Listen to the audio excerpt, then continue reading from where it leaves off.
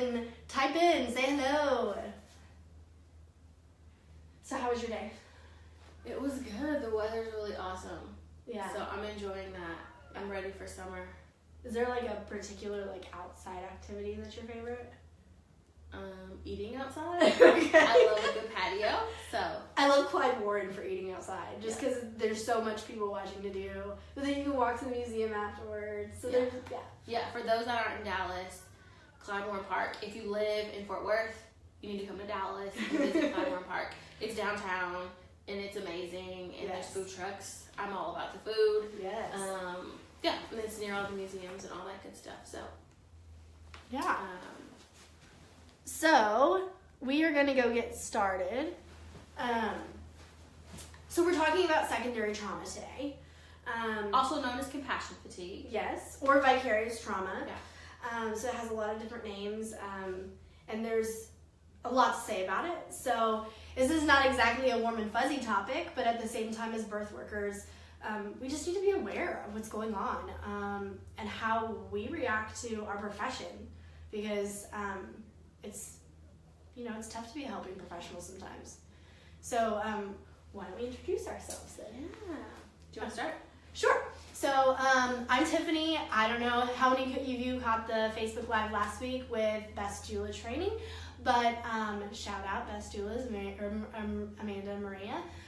But I am the owner of Push Counseling, and so I do counseling private practice for prenatal and postpartum mental health, and I also do it for birth workers. And so I'm really passionate about helping professionals, process what they do, because it can be an emotionally exhausting experience sometimes, but it's so rewarding at the same time. Yeah, and I'm Courtney. I am a social worker and a doula. I'm also a Best Certified Doula with Soulfully Rooted Birth. I've been a doula for about a year now, and I love it. And I love just working with families and loving on little squishy babies and all that. So, yeah. So let's talk secondary trauma. What is that? So secondary trauma is emotional duress that you experience through whether you're witnessing it or you're hearing about it through someone else's experience. So you're not exactly, you may not even be in the event, but it might not be happening to you. But for instance, like in birth workers, you might be at a birth, so it's someone else's experience, but you have emotional duress because of it. And I think the important thing in thinking about secondary trauma is that trauma is subjective. So something that I could see as traumatic, Tiffany could see it as like, yeah, that's nothing. Right. So, for example, being a doula, like there's a chance that like I could go to a birth and I could walk away from the birth and that birthing person is like, yes, this was the best birth ever. I felt so empowered. I loved my experience. And I could walk away from that birth like, my gosh, like that was really hard and it was triggering for me, and it was really tough. So I think that's important to realize that like your trauma is your trauma and my trauma is my trauma, and I can't, put that on someone else. Well, and you bring up a really good point that, as birth workers, like we have different experiences. So, even just understanding your experience as you have it is really important for that too. So we'll talk about that a little bit later. But there are some signs and symptoms of this secondary trauma. And so some of the biggest ones being, loss of appetite, loss of sleep, maybe even social withdrawal. So not wanting to go anywhere, see anybody, do anything after you've had this emotional duress. And then, maybe even just lack of sex drive or lack of physical intimacy or touch or emotion that's associated with your partner or loved one. I think another sign or symptom is just the flashbacks or even nightmares about what happened. So like constantly like thinking about it, constantly like stewing on it, thinking of what could I have done differently, or like what could I have done, to have that, like have the outcome be different. So I think like that constant like obsessing could also be a sign or a symptom. Yeah, absolutely, and I can imagine that that's like so, like it just stalls everything, that can really affect you. Yeah. So then the other ones, emotional numbing. You know, sometimes it's really nice to have a glass of wine at the end of the day, and there's nothing wrong with that, but emotional numbing is kind of taking that a little bit more into maybe you're having too much alcohol, or maybe you're really just withdrawing from anything that would emotionally exhaust you. So maybe a friend is having a struggle and you just avoid that friend, or you're emotionally shut off and you're not displaying emotions, or you're not really accepting emotions very well. And so that can be a big one. And then the other one is really not feeling like you can talk to loved ones or process with loved ones or talk to even anyone about this event. And that could be for several reasons. There could be guilt attached to that, or there could be just not wanting to give them any secondary trauma or tertiary trauma. And just, you know, kind of feeling like you were overreacting, or maybe you had a different reaction to it than you should have. There's so many factors that go into that, but that's a huge sign that you're experiencing some secondary trauma if you don't feel like you can process through that and process through that with someone else. And I think something else to think about is like how that traumatic experience is experiencing your self-esteem and what you think about yourself. So some people that experience secondary trauma, they may doubt themselves. So it may impact their self-esteem, specifically like them and what they think about their skills as a birth worker. Again, so going back to like, what could I have done differently, or I shouldn't have done that, I shouldn't have said that, if only I would have, if only, and really doubting yourself.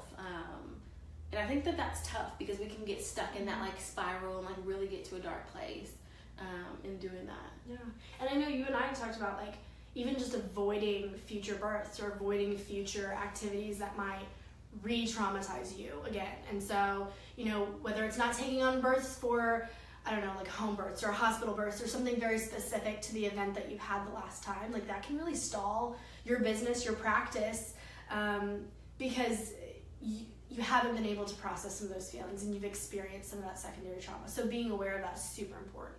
Yeah. So let's talk about, so what if you are traumatized? So you experienced some secondary trauma, like now what? So like what is something that someone could do? Yeah, so like say you're at a birth and you're having a reaction, or maybe you're even just with a client and there's no, you know, maybe it's a postpartum visit or a prenatal visit, and you're really having some emotional duress. And so it's really important for you to be aware of what's happening with your body. And so am I getting sweaty palms, or am I panicking? Am I really emotional right now? Am I overwhelmed with tears? Am I, is my heart racing? Do I feel kind of in that panic mode or that anxious mode that I don't normally experience? Maybe you've emotionally shut down.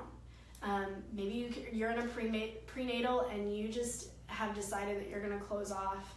And so kind of that relational piece is missing a little bit because you're trying to preserve yourself because you've just had that emotional duress. And so it's really important to be very conscious of what's happening with your body. That's super hard. So all that being said, it doesn't come overnight. But being aware of, okay, so I'm in this space right now. I'm not okay. And there have been plenty of times where I've, come from something or whatever, or have had a rough day even, just in general, and saying, I'm not okay. And so then you're stuck in the middle of it. You're still there. You can't just run out the door, right? So then what do you do? Yeah.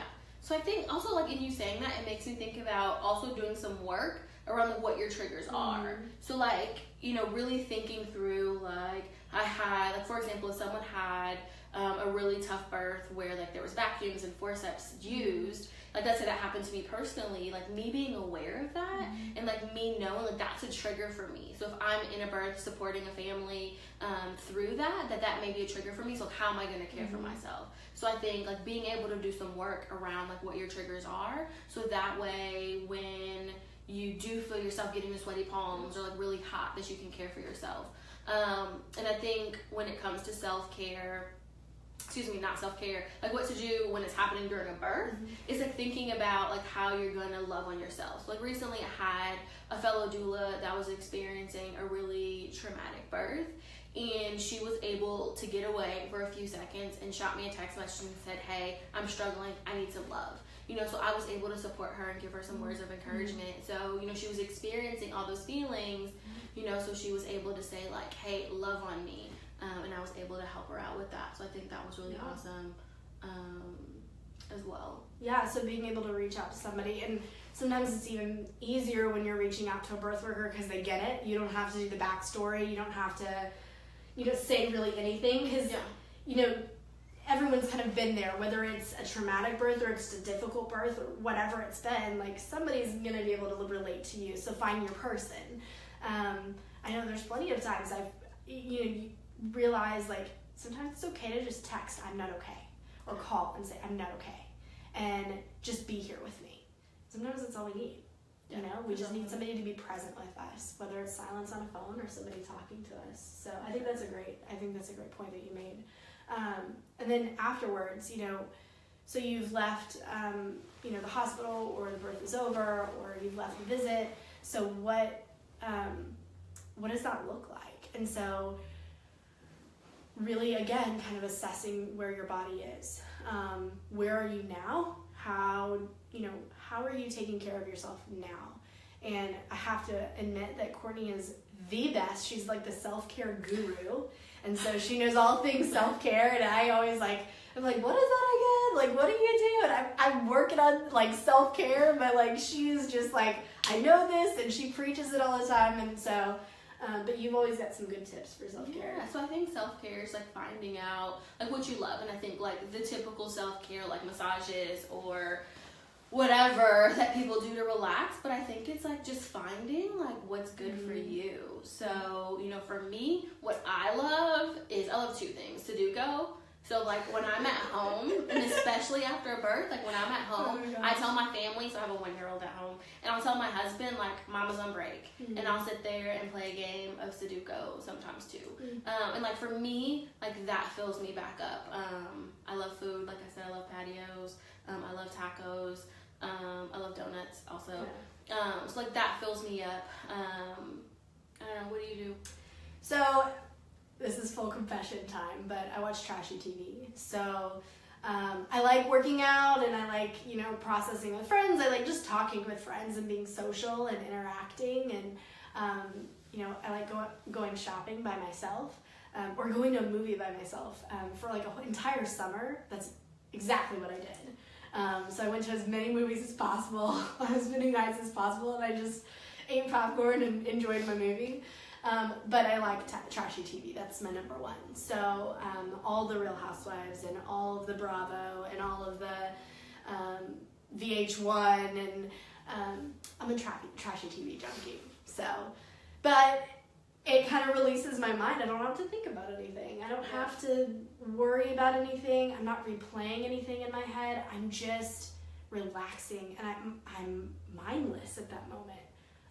I mean, there's no other way to be other than mindless when you're watching trashy TV anyways, but that's what I need, and that's what I need in that moment to take care of myself, especially if I can't go anywhere without a 2-year-old. So yes. So I think like in talking about this, it really made me think about a story that I know I'd love to share, just about some secondary trauma that I experienced in a birth. So it's actually one of my first births, and it was for a dear, dear friend of mine, and her labor and delivery was amazing. She pushed, and then a baby just appeared, and like it was amazing and wonderful. But after baby was delivered, we're waiting for the placenta, and mom was just bleeding and bleeding. Placenta came out, and there was just even more blood, and like I struggled with it because like I was acting as a doula, but then I was also like, this was a really good friend.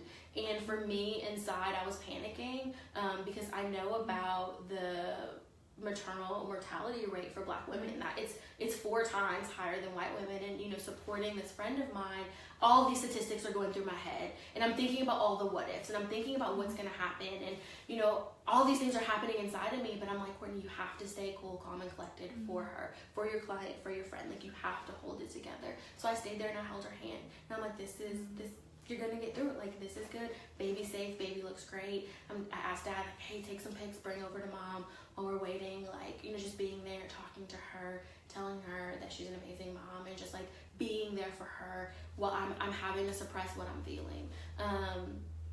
And, you know, after a while, everything was great. Doctor got the bleeding to stop, and, you know, healthy mom, healthy baby. Baby's almost a year now. You know, so they're doing great. And something that I'll never forget is walking outside of the hospital room and just being able to say, and, you know, really thinking about, like, all the things that I was having to deal with inside. And, you know, I was glad that I was able to hold it together for her. But, you know, like, there was a lot of self-care that had to go into after that postpartum time for me, you know, and really having to, I spent so much time debriefing with fellow doulas and just talking about the experience and what it was like, and, you know, without respecting her confidentiality, of course. But, you know, really talking about my feelings and, you know, just being able to be as subjective as I want. So this is what I was feeling, this is what I was thinking. And for me, that processing was really important. There was lots of processing and lots of wine, but, like, that processing was really important to, like, just kind of get it out. So, yeah. Yeah. Gosh, that must have been so difficult, though. I can't even, like, imagine having a good friend right there and seeing that crisis, so. Yeah. So mine's not birth related, but I have experienced secondary trauma, and so in a past life, I was a school counselor, and so I worked with middle school students. And so if you've ever had a middle school student or you know a middle school student, teens really struggle, and it's really difficult, and there's a lot of things that they face that sometimes they don't always know how to cope with.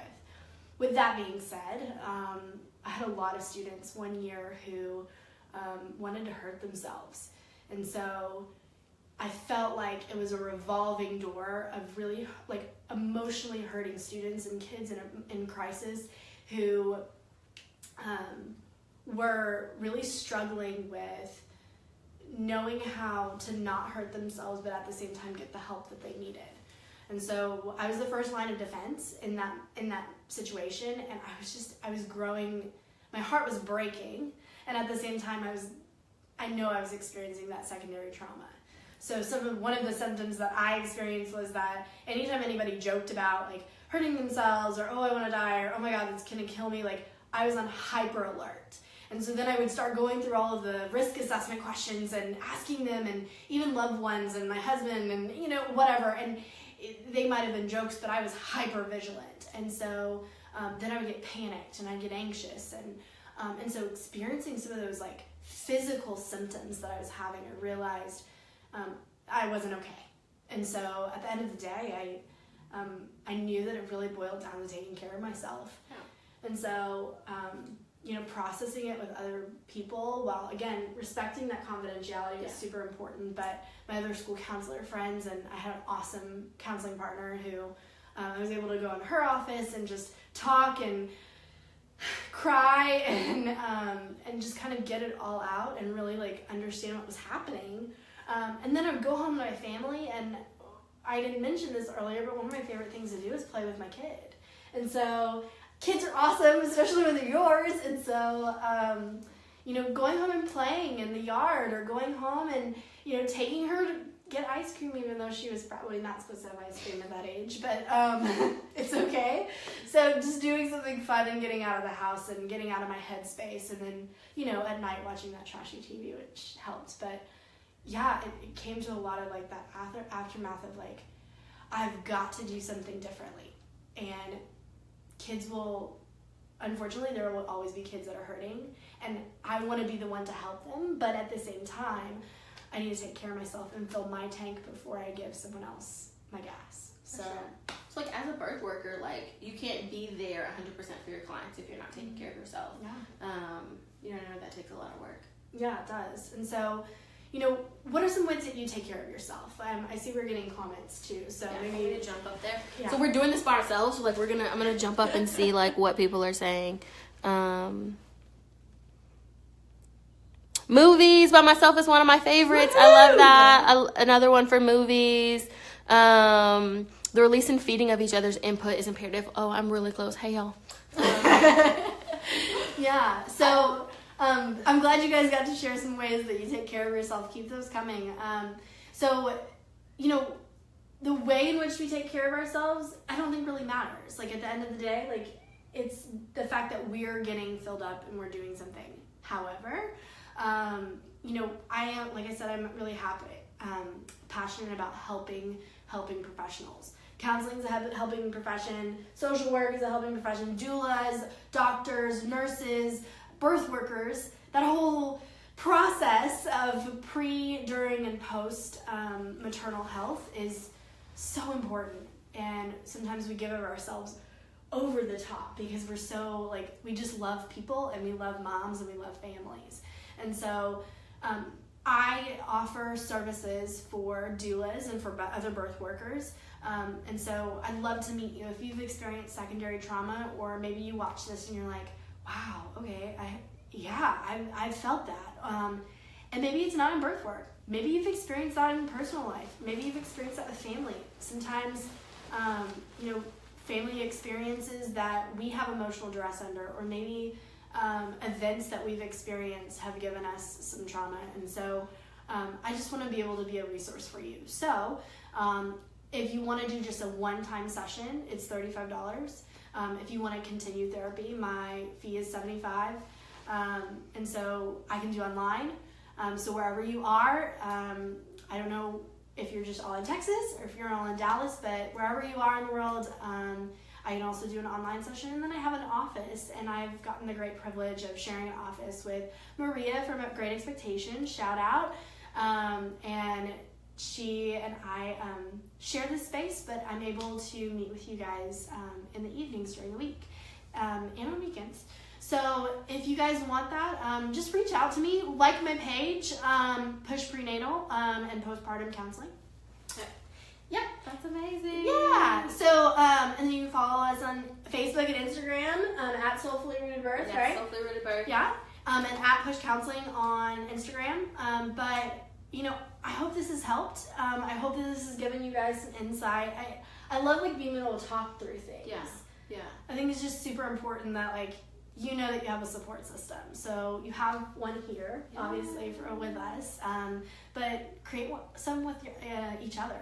It's important to do that too. So with that being said, next Saturday at the Nest, which is in Addison, we are having a Nest Working. Yeah. I was really excited because it was a super dorky title, but I came up with it. So next Saturday next Sunday from 2 to 4:30 on April 29th. I just want to give you guys an opportunity to meet each other and network and have fun and have adult drinks and have some snacks. So we'll have nothing but cakes, and we'll have some mimosas and some wine, and so just come on over, and we'll be in the coop downstairs. So I'd love to meet you, but I'd also just love for you guys to have an opportunity to meet each other, create that network with each other, so if you do have those difficult moments, you've got a name to call. You've got somebody to call. So, do you want to share anything else, or? No, I'm so glad that you guys joined us. Yeah. And like Tiffany said, reach out if you guys have any questions. So we're both located here in Dallas. But if you're elsewhere and you want to reach out, we'd love to talk and hear more about what you're doing and how you're caring for yourself. And I think this was great. We want to keep it short, so we're gonna end soon. But just use this as a reminder, care for yourself. So this weekend, do something fun. So I know my peeps up north, they're getting slammed with snowstorm after snowstorm. So go play in the snow. Go have a snowball fight. Love it. You're here in Dallas. I think the weather's gonna be amazing. Mm-hmm. So just have fun and care for yourself, no matter what that looks like.